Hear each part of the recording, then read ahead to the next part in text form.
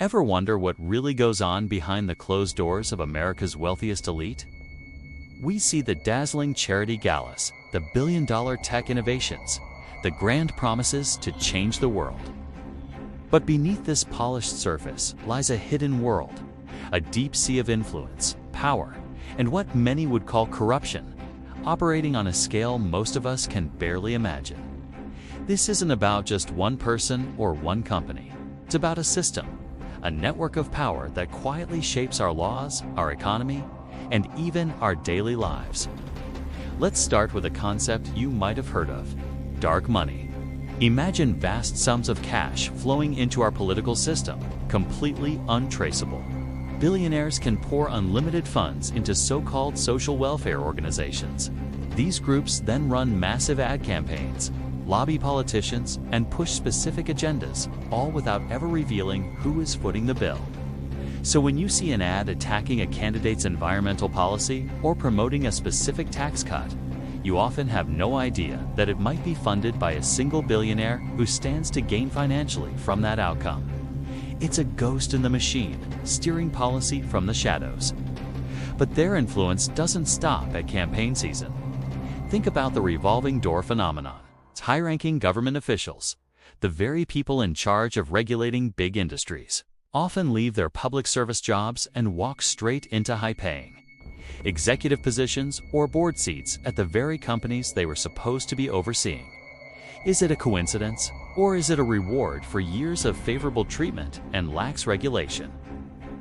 This creates a cozy relationship between regulators and the regulated, blurring the lines and making it nearly impossible to hold powerful corporations accountable. Let's look at the judiciary. The appointment of judges, especially at the federal and Supreme Court levels, has become a major battleground.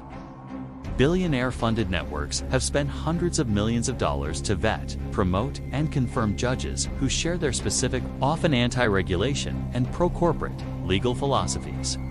These are lifetime appointments. This means that for decades to come, our courts could be filled with judges who are more inclined to rule in favor of massive corporations over the rights of everyday citizens, workers, or the environment. It's a long-term strategy to reshape the very foundation of American law to benefit a select few. And what about philanthropy? We celebrate billionaires who give away fortunes, but we need to look closer. Philanthropy can be another tool of influence. Huge donations to universities can come with strings attached, influencing research agendas or even curriculum. A massive grant to a hospital might be tied to naming rights and board seats, giving the donor influence over community healthcare. Furthermore, philanthropic foundations are often used as a way to park wealth, avoid taxes, and fund pet projects that align with the billionaire's business interests, all under the guise of public good. It's a way to buy public goodwill and prestige while simultaneously advancing a private agenda. Then there's the media landscape.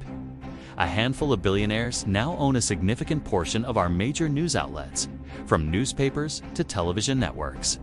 While they may claim editorial independence, can we truly believe that the news coverage won't be influenced, even subtly, by the owner's business interests or political leanings? Stories critical of their other ventures might get buried, while their preferred narratives are amplified. This consolidation of media ownership gives a few individuals immense power to shape public opinion and control the flow of information, which is a cornerstone of a functioning democracy. Let's connect the dots. A billionaire can fund a think tank to produce a study that says a certain regulation is bad for the economy. They can then use their dark money network to run ads promoting this study. They can lobby politicians they helped elect to repeal that regulation. And if it ends up in court, it might be heard by a judge they helped appoint. Meanwhile, their media outlets will either ignore the story or frame it as a victory for free markets. Do you see the web? It's a closed-loop system designed to protect and expand their wealth and power, often at the public's expense. This isn't a conspiracy theory. It is based on publicly available data, campaign finance records, and investigative journalism. The problem is that the system is so complex and opaque that it's hard for the average person to track. We are shown a story of meritocracy and innovation, while the underlying mechanics of power remain hidden from view. The gap between the ultra-wealthy and everyone else isn't just about money. It's about a gap in power, in access, and in justice. So what can be done?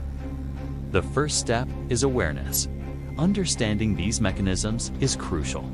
Supporting campaign finance reform, demanding more transparency in government and lobbying, and championing independent, publicly funded journalism are all vital. It's about reclaiming our democracy from the grip of concentrated wealth. It's not about villainizing success. It's about demanding a system where success doesn't give anyone the right to buy our government and write the rules in their own favor. The health of our society depends on it. Thank you for watching. If you found this breakdown insightful, please like this video, subscribe to our channel, and hit the notification bell so you don't miss our next investigation. Share your thoughts in the comments below. Let's keep this important conversation going.